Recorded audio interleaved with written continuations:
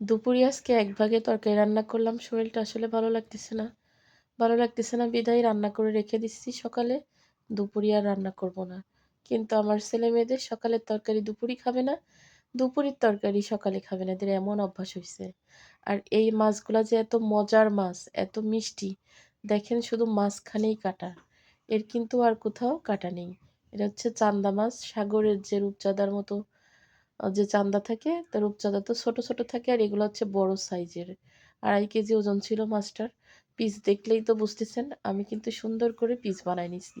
একটা মাছের ভিতরে ৩ খণ্ড করে মাছ বানাতে হইছে। মানে চান্দা মাছ একদম গোল ছিল মাছটা। আমার ভিডিওতে অবশ্যই দেখছেন। মসলাটা সুন্দর করে কষায় নিছি। এবার মাছ কষায়ে উঠায় রেখে সিমগুলা দিয়ে দেব। অনেককেই কিন্তু আমি দেখেছি সিম রান্না করলে ডাঁটার মতো মানে সোজা, সোজা হয়ে থাকে। সিম রান্না করলেও শাকের মতো একদম সফট নরম হয়ে যাবে। কত সুন্দর করে দেখেন কষায় নিছি। এত সুন্দর একটা মিষ্টি, মিষ্টি ঘ্রাণ বেরোচ্ছে। সিমগুলাও অনেক স্বাদ ছিল, মিষ্টি ছিল। তো মাছ কষানো ছিল। সিম কষায়ে ঝোলের পানি দিয়ে কষানো মাছগুলা দিয়ে দিলাম। দিয়ে গা মাখা ঝোল রেখে নামিয়ে ফেলবো।